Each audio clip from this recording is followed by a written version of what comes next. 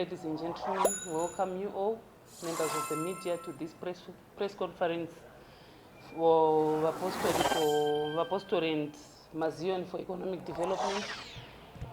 I would like to make introductions of members present here in this press conference. Here is Bishop Mutimojgo, Otilia Mutimojgo from Kutenda Rovenega Apostolic Church. She's a member of the gender office, and the other lady over there is Wadzanai Shishai Maizua from Gospel of God 1932. She's also in the office of the gender and warfare. Here speaking, I'm MadziBaba from Nyenye Dzinomwe. Bashinji, you call it Ngochuku, led by Mutumwa Wedu as Baba Micho. I'm the National Secretary for Women, Gender and Warfare for Mapostori and Madzion for economic development. And sitting in the middle is the national spokesperson for Mapostori and Madzion, MadziBaba Obeima Branga, who is today going to give a press statement about MadziBaba Ishmael's allegations. He's also been given the mandate by all the national executive and the apex body to release this press statement. Over to you, MadziBaba Obe. Okay, thank you. Well, I would like to thank you, the members of the press who are here present. As MadziBaba Gertrude Goodzewe have told you, my name is Obeima Pranga, or MadziBaba Obeima Pranga. I'm the national spokesperson of Mapostori and Madzion for ED, and I'm happy to see you here present. With me here, these are the women who represent gender and welfare, meaning to say all the issues relating to women, all the issues relating to children, boys and girls, girl child, boy child, and the rights of the women. They are the ones who are leading countrywide in terms of the women and welfare. So I would like to begin the press statement here. Mapostori and Madzion for ED, we are releasing a press statement where I'm beginning to say thank you for attending our press conference. We understand MadziBaba Ishmael and his followers are facing allegations from sexual abuse of minors, abuse of church members, unauthorized burial of church members, restricting sex members from accessing mobile communications, excommunicating with relatives of sex members, refusing formal education to children, and also enslaving minors into child labor. We have full confidence in our law enforcement agencies, and we fully understand the raised issues are being handled mostly professionally. Therefore, we will not comment much on the issues under investigations, interrogations, and in the hands of the police force and the courts of law.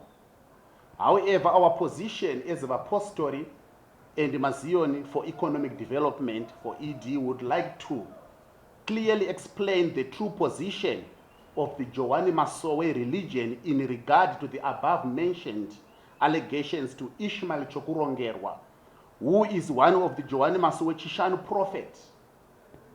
Our explanation and articulation will help to undo the narrative and the accelerated velocity of terminological inexactitude that is being peddled by the non-Mapostori members, whom we have found that some of them are driving a hidden agenda to discredit, tarnish, and paint the countrywide Mapostori and Madzion religion with the same brush. I am speaking on behalf of Joani Masowe Chishanu leadership. My voice today represents the voice of the true religious dictates of the Joani Masowe, which is dotted across Zimbabwe, with headquarters and shrines in Nevanji, Murewa, Negomo, Domboshava, Rashanu, Mzarabani, Gombe Kombe, Mutumba, Gora, Guruwe, Marondera, Coca-Cola, Gwanzura, Macheke, to mention a few. The Joani Masowe religion on its own, it is a religion on its own end. It is not a cult, number one.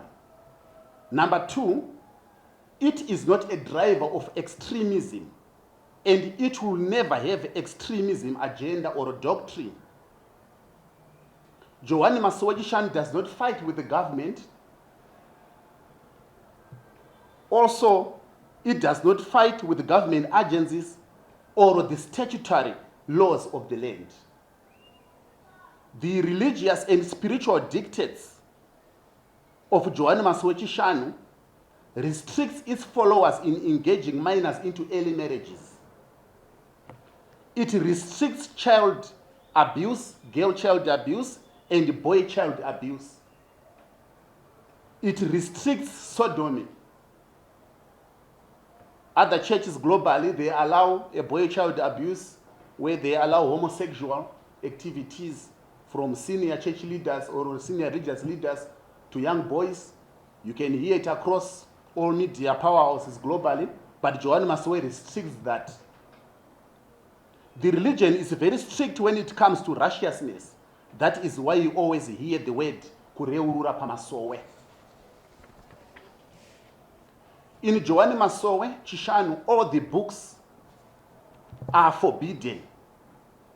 It is, let me come back here. Kureurura pamasowe. It is only the religion that enforces purity. Joani Masowe is the only religion that enforces purity and sanity by unleashing prophets to tell who is sinful among the seated congregants at every session. Joani Masowe Chishanu respects and honors the bilateral relationships that it enjoys together with the government of Zimbabwe, and it does not in any way intend to create stateless people who does not hold national identification documents.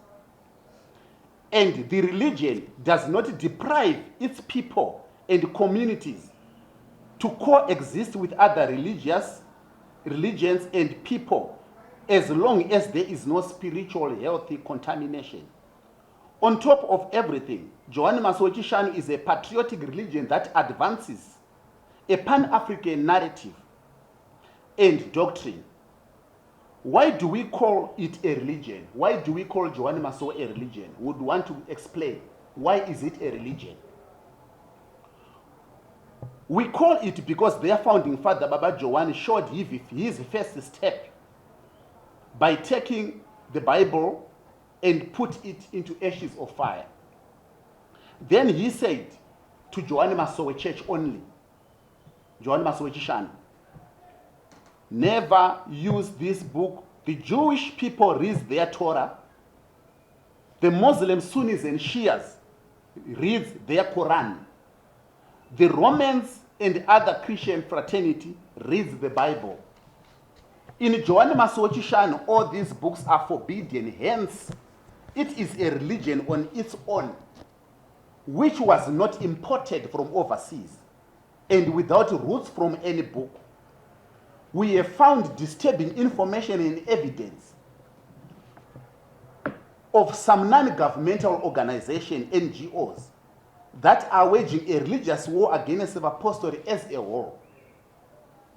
There are shameful attempts by the agents of these organizations to penetrate, intrude our shrines and sects, disguising as people who are seeking spiritual deliverances.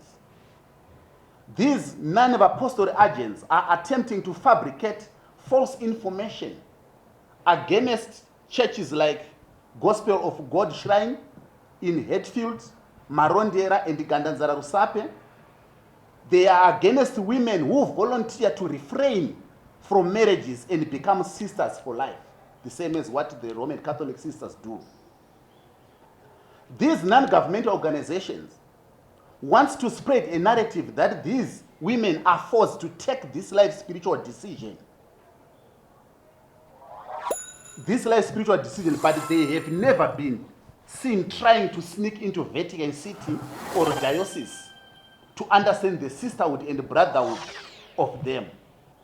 A nefarious agenda to tarnish the Joani Marangi Church in Mafararikwa has been noticed. Joani Masowera Shani in Mzarabani have been noticed also, the agenda by these non-Mapostori members. Joani Masowe Chikwira, the 4 Zion in Mashingo, GRJ Church, including some various shrines, are currently being peddled across social media, and we have come to know the reason why the tarnishing and discrediting is happening at such magnitude.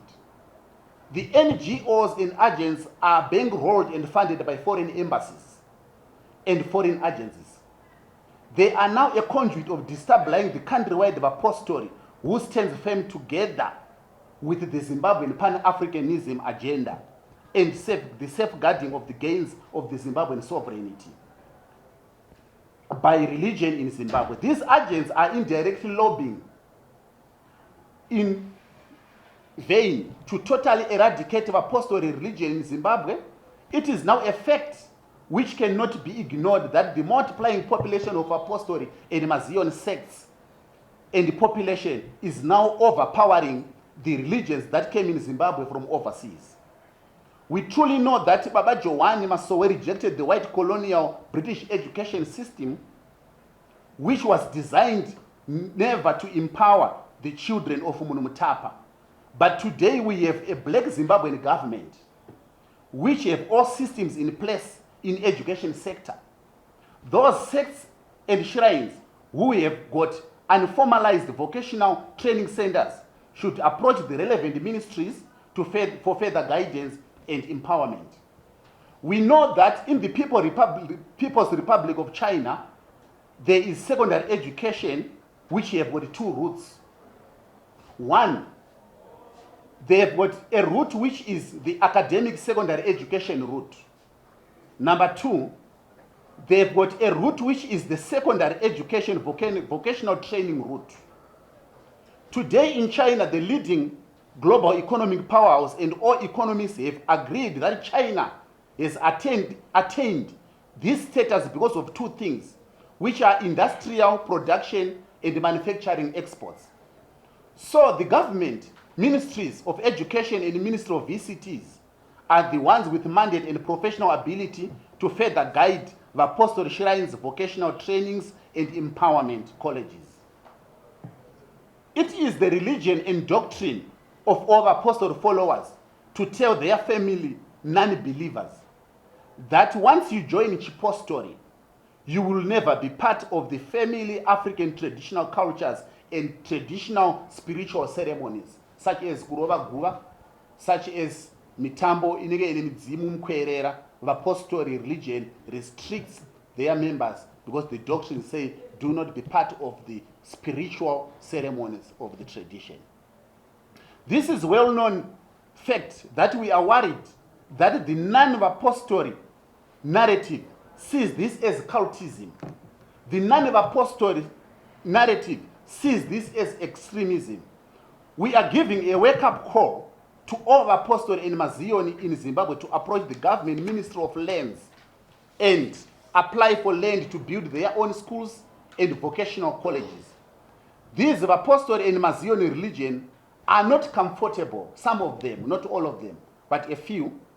We find that they are not comfortable with the missionary schools and other schools owned by foreign churches, but we urge them to send their school children to government schools or construct their own schools or colleges. In conclusion, if the Mapostori followers of MadziBaba Ishmael Chokurongerwa were authoritatively coerced under duress to engage in these allegations, then we continue to say MadziBaba Ishmael Chokurongerwa should face the full wrath of the law. But if there was no duress or authoritative coercion to the members from MadziBaba Ishmael Chokurongerwa, again we leave the courts of law to decide.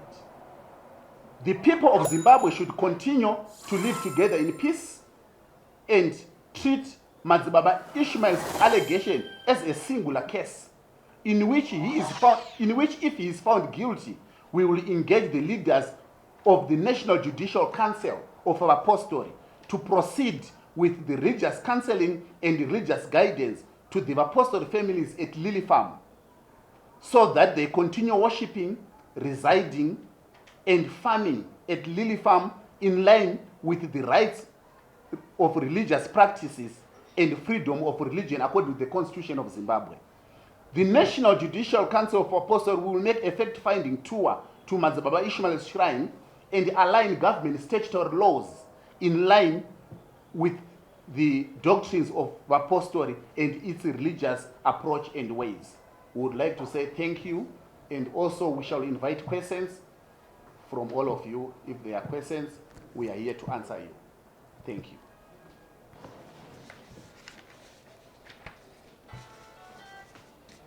Any questions? Yes. Well, thank you, MadziBaba. My name is from Inclusive. My question is, what's your take on the Joan Marange said you were always implicated in the issue of marriages as a Mapostori community? Okay, thank you so much. Myself, I'm not the national spokesperson of Joan Marange Church, number one. But Joan Marange Church is part of the Mapostori religion in Zimbabwe.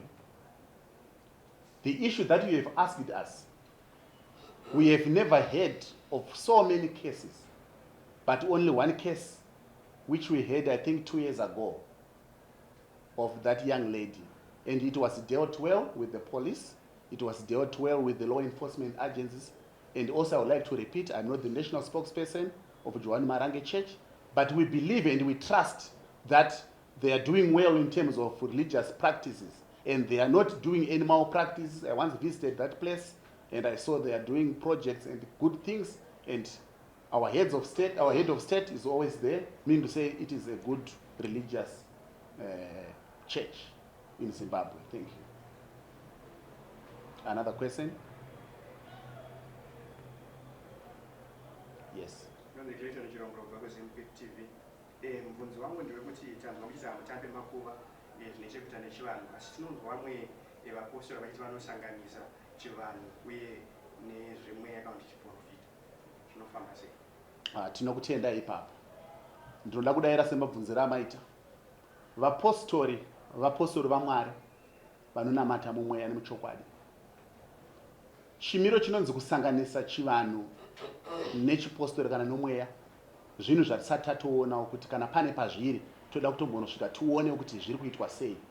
Nekuda kwechikonzero chekuti Mwari vanotsvaga vanomunamata mweya nemuchokwadi, ndo zvinomirirwa nevapostori nemazion for ED, asi vasingakanganwe religious pan-Africanism, also being patriotic to the ruling government and the ruling party. Saka nzvimbo iyo totokumbira kuzosvika pane vari kuita izvozvo totoonawo kuti tikomenge zvinhu zvatisati taona zvinogona kuti netsa. Thank you. Mvunzi wangu wechitu ndewekuti izvozvo tifunzwa mashoko ese ari kutaurwa kubva kuvanhu venyama. Mweya mutsvene hauna here chavati wataurawo maererano nenyaya yaMadziBaba Ishmael? Tinotenda.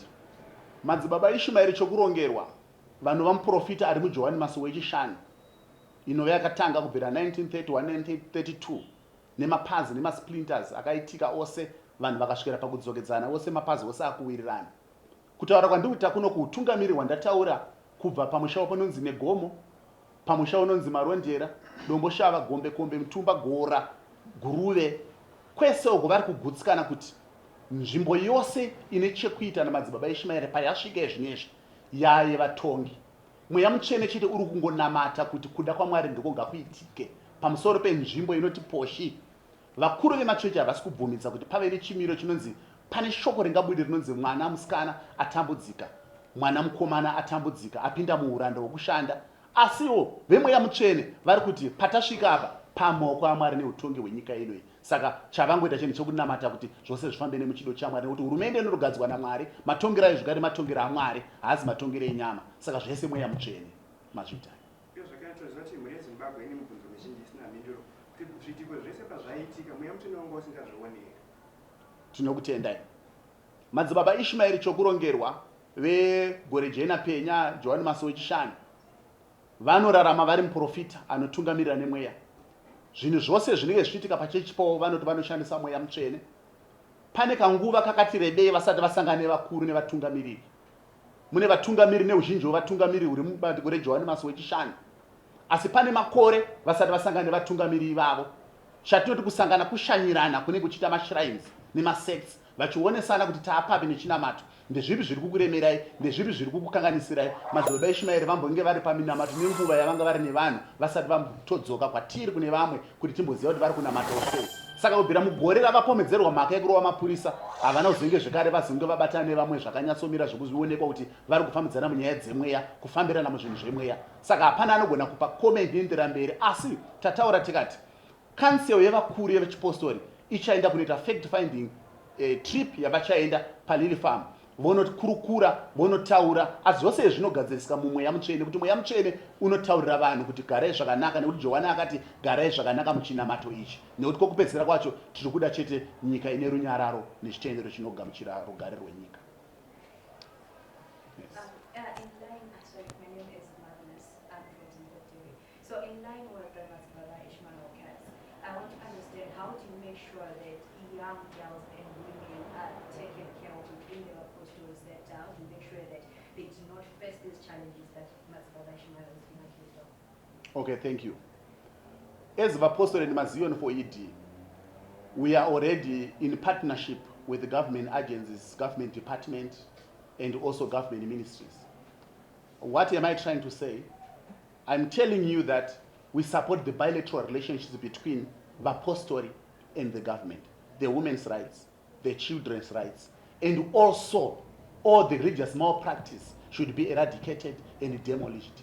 As I'm speaking right now, a delegation of high-ranking bishops we have sent me to make this press conference are already planning to go there and see how best can they induce counseling, how best can they implement further ways so that MadziBaba Ishmael can be cleared in terms of religion. As we are speaking right currently, there are too many questions that need to be answered. But what I can tell you is things are in the pipeline to be resolved. Thank you. Supposing he is found guilty, I'm wondering what it would be much noble for his sake to be closed. Zimbabwe has got a constitution which reads there is freedom of constitution in terms of religion. There is constitutional right in terms of religion. No one has got the power to close unless it's a government statutory, unless it's a parliamentary act, unless it's the courts of law. I myself, I don't have the powers to close a church or to close a sect, and I don't advocate for that because on top of everyone there is God. And also, we cannot paint all the congregants at MadziBaba Ishmael's shrine with one brush that MadziBaba Ishmael have committed these crimes. But okay, let's wait for them to be convicted. It's not MadziBaba Ishmael only, there are other 7 members. Once they are convicted, the court will give the ruling, and next, the Mapostori apex body will make the decision in terms of counseling and giving a good way forward for this religion. Thank you. Tinoziva nekutenda kuti abatwa achifema ndiye mhombwe asi tinoziva kune vamwe vari kunze uku vasati vabatwa vanove zvekare madzibaba ndi vapostora mashoko enyu anoti kudii kune vakuita chiitiko chakafanana nechiitiko ichi chiri kupomedzerwa kuti chiri kumisa madzibaba Ishmael pamberi pedare rezimhosva. Mubvunzo wamabvunzo wakanaka, tinoda kugamuchira nerudo rwaMwari. Zvivi zvose zvinoitika panyika pano zvinofanira kuti zvireururwe kuna Mwari, Mwari oregerera vanhu.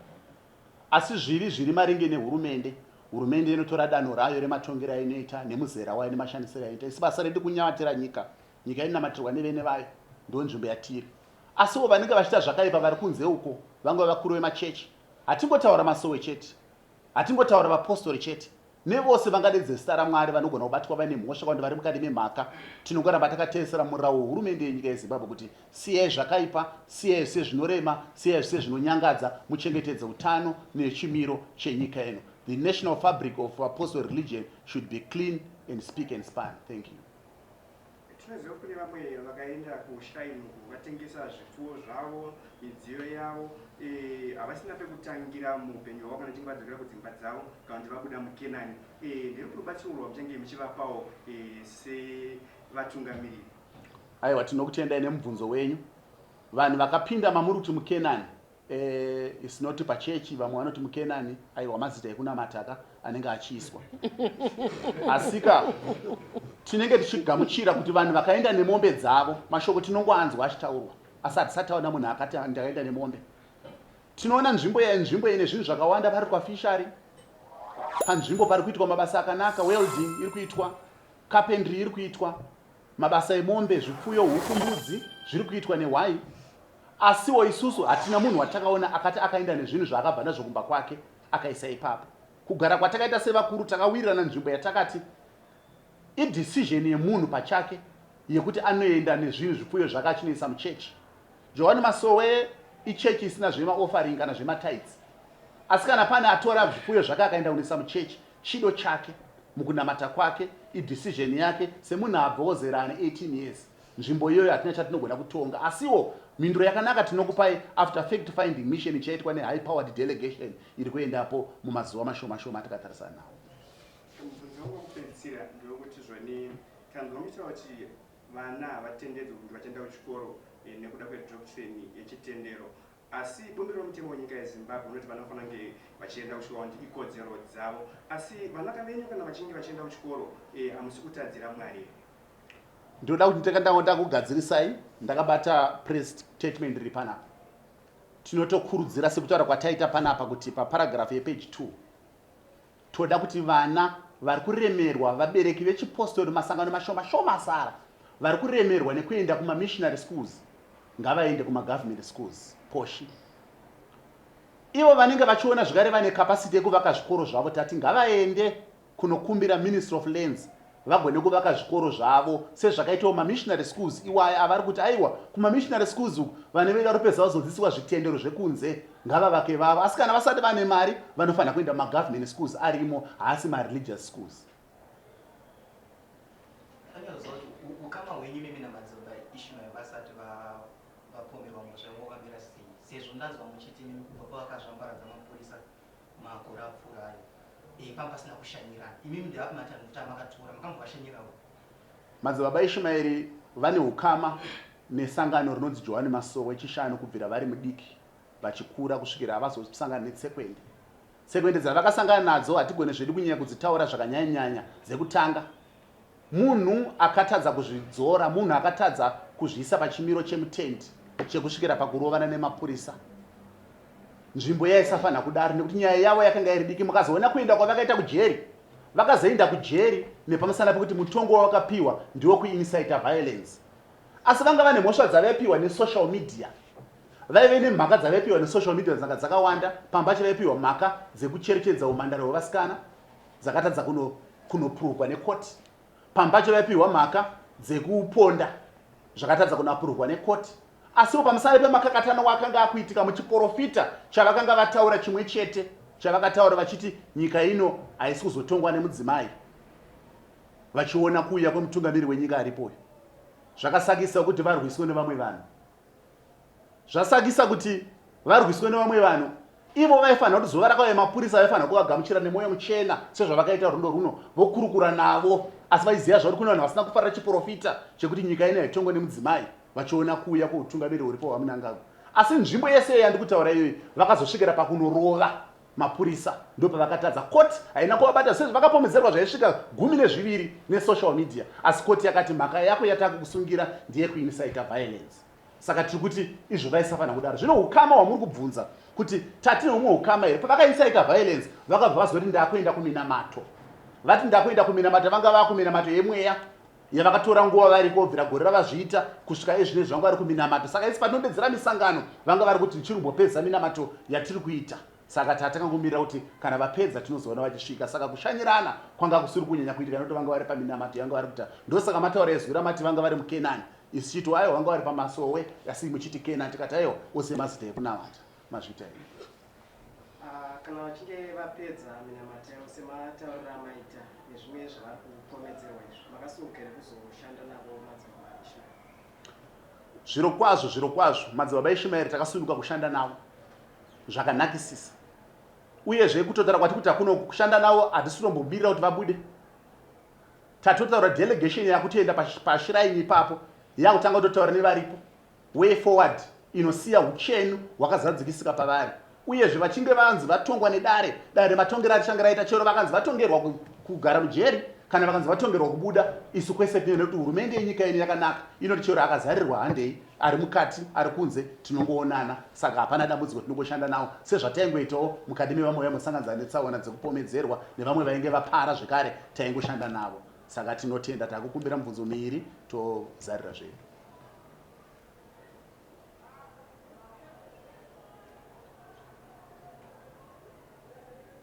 tinoda kukutendai asi shoko ratada kuzadzikisa rekupedzisira tiri kukurudzira kuti vapostori vanofanira kutedzera mirayiro yehurumende, vanonamata ngavazadzikise zvinodiwa nehurumende. Formal education yakanaka uyezve inopa mukana wekuti mwana agone kunge achipindawo mavocational colleges nematraining center vari kugadzira. Nhau iyoyo inosvikira yatiti isusu vana vose vari kuona kuti vabereki vavo vari kuvaremedza nematambudziko. Vapostori nemazioni for ED vakasununguka kuti pane nyaya idzodzo dzinganzi dziri kurema dzinotaurwa kuno. Police station yedu akazaruka ose asi tikuvimba kuti hapana dzimwe nekuti kwakwane runyararo rwemakore ndeiyi chete yazongomuka iyi yazomuka nekuti yanga yakavharirwa pamwe nekuda kweCanaan nekuda kweMadziBaba vanga vari mazvita zvenyu.